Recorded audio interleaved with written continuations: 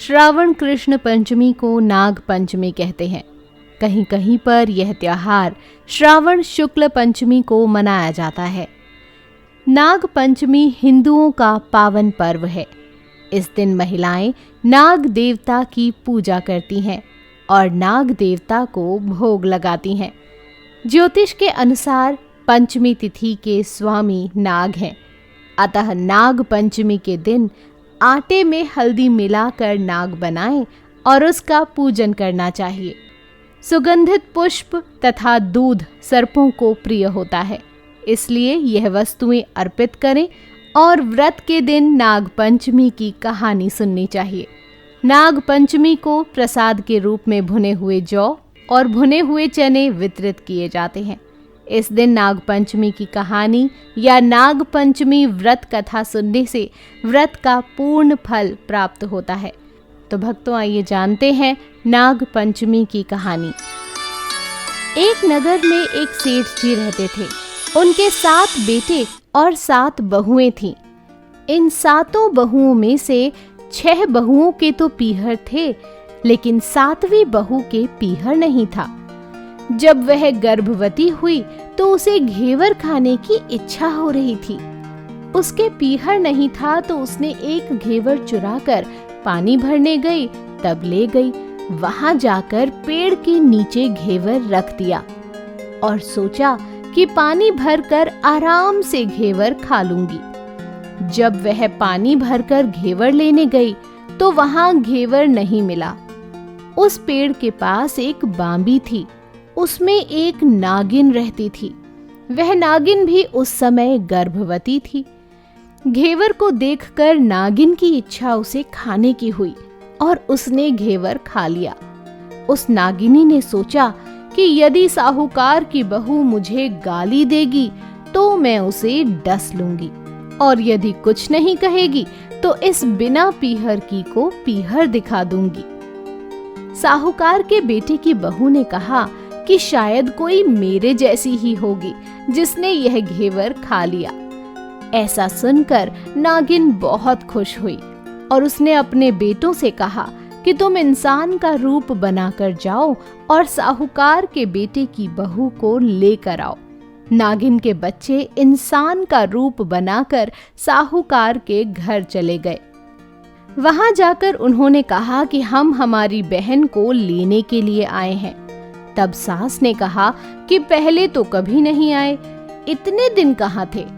तब उन्होंने कहा कि जब हमारी बहन का जन्म हुआ तब हम नानी के घर थे और शादी हुई तब हम परदेश कमाने के लिए गए हुए थे। उन लड़कों ने बहुत सारे गहने, कपड़े और मिठाइयाँ बहन की सास और जेठानियों के लिए ले गए थे। सास अत्यंत प्रसन्न थी और जेठानियाँ उसे देखकर जल कुढ़ रही थीं। सास ने बहू को उनके साथ भेज दिया। बांबी के पास जाकर उन्होंने कहा, बहन, हम नाग हैं। उस दिन जब तुमने पेड़ के नीचे घेवर रखा था तब तुम्हारा घेवर हमारी माँ ने ही खाया था। उन्होंने तुम्हें अपनी बेटी माना है, इस नाते से तुम हमारी बहन हुई। बहन, अब तुम हमारी पूंछ को पकड़ लो और डरना मत। उनके कहने पर वह पूंछ पकड़कर बांबी में चली गई। वहां पर उन्होंने उसे बहुत लाड़ प्यार और सुख से रखा। वहीं पर उसने एक लड़के को जन्म दिया। जब उसका लड़का थोड़ा बड़ा हुआ तब की बात है। पड़ोसन ने साहूकार के बेटे की बहू को सिखा दिया, अगर तू तेरी माँ की इतनी लाडली है तो तू तेरी माँ से कहना कि आज तो नागों को दूध मैं ही पिलाऊंगी। पड़ोसन का ताना उसे सहन नहीं हुआ। वह माँ से जिद करके नागों का दूध ठंडा करने लगी। अभी तक दूध ठंडा नहीं हुआ था कि उससे पहले ही उसके बेटे ने घंटी बजा दी। घंटी की आवाज सुनकर छोटे बड़े सारे नाग दूध पीने के लिए दौड़ पड़े। जब उन्होंने दूध में मुंह लगाया तो बहुतों का मुंह जल गया। तब नाग क्रोधित होकर बोलने लगे कि हम बहन को काटेंगे। उसकी माँ ने उन्हें समझाते हुए कहा कि इसे मत काटो, यह तुम्हें आशीष देगी। तब साहूकार के बेटे की बहू ने कहा, जियो म्हारा नाग नागिनी, जियो म्हारा खड़िया ओड्या बीर, बीर उठावे देखणी रो चीर, चीर तो फट जाव पण बीर जाता रेवे। थोड़े दिन बीत जाने के बाद पड़ोसन ने फिर से ताना मारा कि यदि तेरी माँ तुझ पर विश्वास करती तो तुझे 7वें कोटे की चाबी देती। उसने माँ से जिद करके चाबी ले ली और जब ताला खोला तो अंदर झूले में बाबा नाग झूल रहे थे।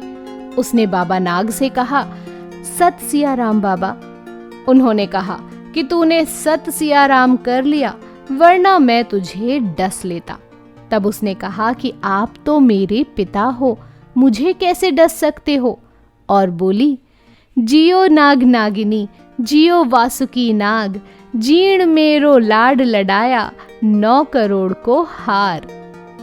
नाग देवता ने उसको 9 करोड़ का हार दे दिया। माँ ने अपने बेटों से कहा, बाई तो अब बड़े घरों में हाथ डालने लगी है, उसे घर पहुंचा दो। नागों ने साहूकार के बेटे की बहू को बहुत से गहने कपड़े दिए और ससुराल पहुंचा दिया। थोड़े दिनों की बात है, उसका बच्चा झाड़ू तोड़ रहा था। ताई ने कहा, झाड़ू मत तोड़, इतना तोड़ने का शौक है तो तेरे नाना मामा के यहाँ से लाया होता। सांपों ने सुन लिया। माँ से जाकर कहा। माँ ने कहा, 2 झाड़ू सोने की बनवाओ, 2 चांदी की बनवाओ और दे आओ। ताइयां देखकर जल गईं, कहने लगी, इसके तो ताने मारने से धन बढ़ता है। कुछ दिनों की बात है, बच्चा गेहूं बिखेर रहा था। ताई ने ताना मारा, गेहूं बिखेरने का शौक है तो नाना मामा से ले आता, हमारे यहाँ तो मत बिखेर। सांपों ने फिर सुन लिया। जाकर माँ से कहा। माँ ने कहा, 2 बोरी दाने सोने के घड़ाओ, 2 बोरी दाने चांदी के घड़ाओ और दे आओ। ताइयां और जल गईं और कहने लगीं, इसे ताने मत मारो, इसका धन बढ़ता है। छोटी जेठानी लकड़ी लेने गई, वहां सांप था। उसने सोचा, सबसे छोटी को भेजना चाहिए, सांप उसे खा जाएगा तो मुसीबत मिट जाएगी। छोटी बहू लकड़ी लेने गई तो वहां सांप बैठा था।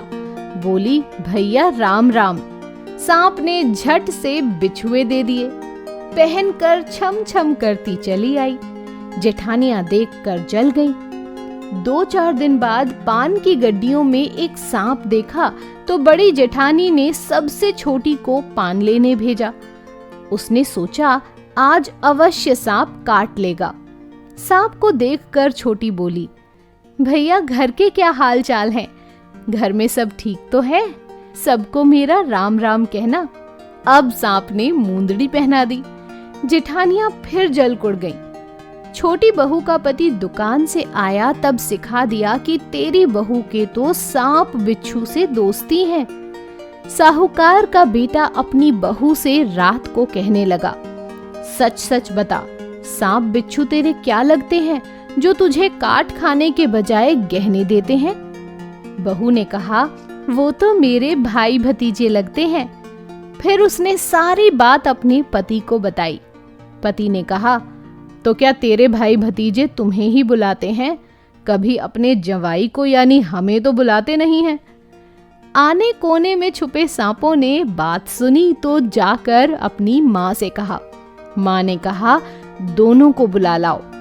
अगले ही दिन वे इंसान का रूप बनाकर दोनों को व बच्चों को बुला लाए। खूब कपड़े गहने देकर तीनों को विदा किया। ऐसा समर्थ पीहर नाग पंचमी की कहानी कहने वाले को, नाग पंचमी की कहानी सुनने वाले को सबको मिले। जैसी अनपीहरी वो पहले रही थी, किसी को भी ना रखें। तो भक्तों, यह थी नाग पंचमी की कहानी। हम आशा करते हैं कि आपको नाग पंचमी की यह कहानी पसंद आई होगी। धन्यवाद।